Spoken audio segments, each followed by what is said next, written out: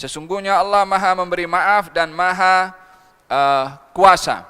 Idzan kesimpulan pada ayat pertama 148 dan 149 menyikapi tentang orang yang zalim, kita ada beberapa pilihan. Yang pertama, boleh kita tuntut kepada orang yang zalim tadi. Yang kedua, kita mendapat ruang untuk mendoakan kepada orang yang zalim tadi. Yani doa orang yang dizalimi mustajab. Ittaqi da'watal mazlum. Hati-hati kamu dengan doa orang yang dizalimi, karena doa orang yang dizalimi tidak mempunyai hijab dengan Allah Subhanahu wa taala. Seseorang akan keliru sebahagian mendengar hadis ini, ittaqi da'watal mazlum, hati-hati kamu kepada doa orang yang dizalimi, seakan-akan ianya memberi ruang kepada orang yang dizalimi untuk mendoakan orang yang zalim. Sehingga orang yang dizalimi lebih melihat kepada ruang ini, sehingga mudah untuk mendoakan kehancuran kepada orang yang zalim. Dan orang yang dizalimi, bila mana mendoakan kepada orang yang zalim, merasa tidak bersalah, bahkan itu yang terbaik untuk mendoakan kepada orang yang zalim dengan doa kebinasaan dan kehancuran. Hadis Nabi SAW, hadis perlu difahami secara keseluruhan. Hadis Nabi ketika berbicara tentang ittaqi da'watal mazlum, hati-hati kamu kepada doa orang yang dizalimi. Hakikatnya hadis ini peringatan kepada orang yang zalim untuk tidak berbuat zalim. Disebabkan oleh karena orang yang dizalimi itu tidak semuanya mampu mengawal diri memaafkan kepada orang yang zalim, sehingga mungkin sebahagian daripada mereka tergelincir karena emosi mendoakan kehancuran kepada orang yang zalim, sehingga orang yang zalim dibinasakan oleh Allah Subhanahu wa taala. Tetapi hanya orang-orang yang terpanggil dengan emosinya, kalah dengan emosinya dalam keadaan dirinya dizalimi, maka dia mendoakan kehancuran kepada orang yang zalim.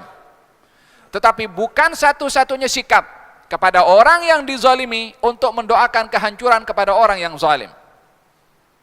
Bukan satu-satunya sikap, bukan satu-satunya balasan membalas kepada orang yang zalim dengan doa kehancuran dengan dalil wattaqi da'watal mazlum, hati-hati dengan doa orang yang dizalimi. Kalau sikap kepada orang yang zalim itu dengan doa kehancuran, buat apa ada sifat maaf?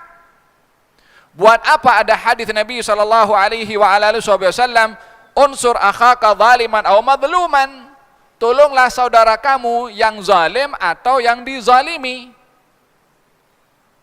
Nabi menyebutkan unsur tolong. Sifat menolong itu daripada sifat rahmat, daripada sifat kasihan, daripada sifat kasih sayang kepada orang yang nak ditolong. Macam mana kita nak mengasihi menyayangi kepada orang yang zalim? Kepada kita pun pula zalimnya. Nabi suruh tolong orang yang zalim, yakni bawalah nilai rahmat kepada orang yang zalim. Macam mana kita nak membawa nilai rahmat kepada orang yang zalim? Tamna'uhu, kamu cegah dia daripada perbuatan zalimnya. Daripada dengan nasihatnya, dengan tegurannya, dengan peringatannya. Bukankah Nabi Musa alaihissalam berhadapan dengan Firaun yang sangat zalim daripada semua orang yang zalim, mengatakan dengan kata-kata yang baik? Idzan, berhadapan dengan orang yang zalim, kita boleh menuntut. Kita ada ruang untuk mendoakan, walaupun maksud daripada hadis itu hakikatnya adalah peringatan kepada orang yang zalim supaya tidak berbuat zalim, karena khawatir yang dizalimi tak mampu mengawal kezaliman orang yang zalim, sehingga mendoakan kehancuran dan kebinasaan kepada orang yang zalim tadi. Pada masa yang sama, hadis itu mengingatkan kepada kita, kepada orang yang dizalimi, untuk tidak mendahulukan doa kebinasaan kepada yang zalim, sementara ada sebab-sebab yang lebih mulia dan lebih baik menyikapi kepada orang yang zalim. Mencegah kepada orang yang zalim dengan menasihatinya. Kita kalau doakan kepada orang yang zalim, apa nasibnya? Bukankah dibinasakan oleh Allah Subhanahu wa taala? Bukankah akan masuk neraka kalau dia mati dalam keadaan zalim kepada kita? Seakan-akan yang menjadi penyebab dia masuk neraka adalah kita karena dia zalim kepada kita, sementara kita punya ruang untuk memaafkan dan menyelamatkan kepada orang yang zalim. Idan ini mencabar kepada kita punya emosi. Faham tom? Lalu di manakah nilai khairun nas anfa'uhum linnas? Orang yang paling baik yang mendatangkan manfaat kepada orang lain. Orang yang paling baik yang mendatangkan manfaat kepada orang lain. Kalau orang lain itu zalim, bila mana ada ruang kita boleh datangkan manfaat kepada orang yang zalim untuk berhenti daripada kezalimannya, Anda akan menjadi orang yang paling baik. Dan pilihan yang ketiga kepada orang yang zalim, tadi apa? Boleh tuntut, mendoakan. Yang ketiga yang termulia, memaafkan. Memaafkan kepada orang yang zalim walaupun orang yang zalim tidak meminta maaf. Lihada kata baginda Rasulullah sallallahu alaihi wa ala alihi wasallam ketika datang Jibril membawa wahyu, khudhil afwa wa'mur bil urfi wa'arid anil jahilin. Ambillah maaf wahai Rasulullah Muhammad.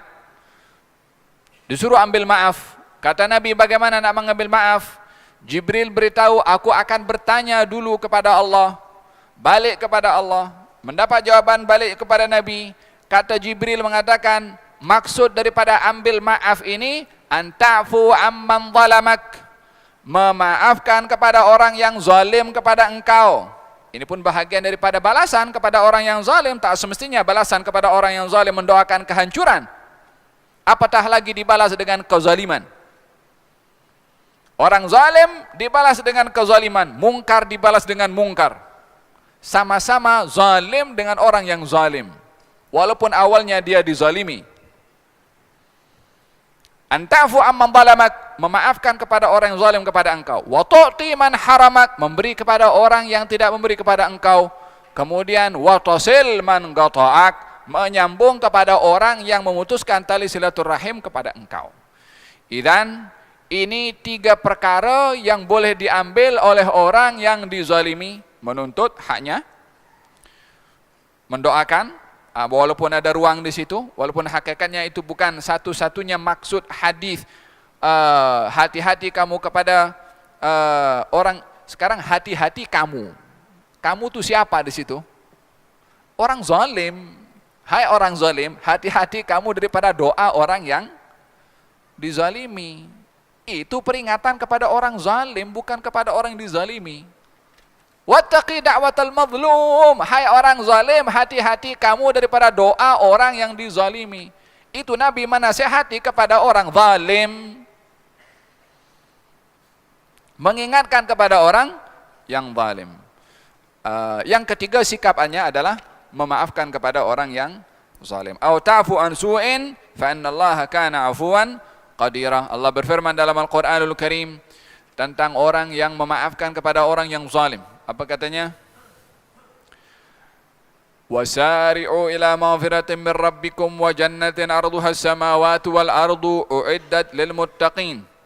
Bersegeralah kamu untuk mendapatkan pengampunan daripada Allah dan syurga yang seluas langit dan bumi disediakan untuk orang-orang yang bertakwa. Siapa orang bertakwa? Alladzina yunfiquna fis sarra'i wadh dharra, orang yang berinfak dalam keadaan senang dan dalam keadaan susah. Wal kadhiminal ghaidha, orang yang tahan marah. Wal afina 'anil nas, orang yang memaafkan kepada orang lain. Wal afina 'anil nas, memaafkan kepada orang lain, yakni tak kira siapa orang lain itu, muslim atau bukan muslim. Nas, orang, manusia. Karena pembicara berhadapan dengan kezaliman sikap orang, pada hakikatnya kita bukan berhadapan dengan orang itu saja, tapi kita berhadapan dengan emosi kita sendiri. Berhadapan dengan orang, kita bukan hanya melihat sejauh mana kezaliman dan salahnya orang itu kepada kita, tapi kita berhadapan dengan diri kita sendiri untuk memilih sikap apa yang paling baik untuk kita. Sehingga bila mana seseorang menyikapi kezaliman orang lain dan dipandang kezaliman itu daripada dua aspek, aspek orang yang zalim dan aspek sikap emosi kita kepada orang yang zalim, baru kita akan betul memilih sikap yang mana satu. Tapi kalau kita fokus kepada kezaliman orang, maka kita akan terus marah, murka, maki kepada orang yang zalim tadi.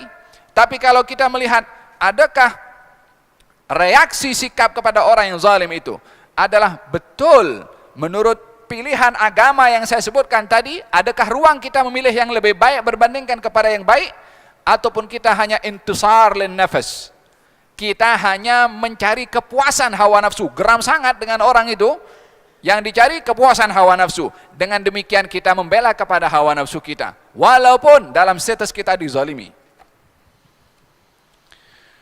Faham tom? Walihada kata baginda Rasulullah sallallahu alaihi wa ala alihi wasallam, bila mana berhadapan dengan orang yang berkuasa, bila mana ianya penguasa yang zalim, apa kata Nabi sallallahu alaihi wasallam? Addal ladzi haqqah. Tunaikan apa yang menjadi hak kepada orang itu dan mintalah hak kamu kepada Allah. Mintalah hak kamu kepada orang yang zalim kepada Allah Subhanahu wa taala. Tapi hak orang yang zalim, walaupun dia orang yang penguasa yang zalim, tunaikan haknya. Tapi kita, kalau tidak ditunaikan haknya olehnya, maka kita menuntut haknya kepada Allah Subhanahu wa taala. Dan demikian beberapa yang telah disampaikan oleh Nabi sallallahu alaihi wa ala alihi wasallam berhadapan dengan orang-orang yang zalim.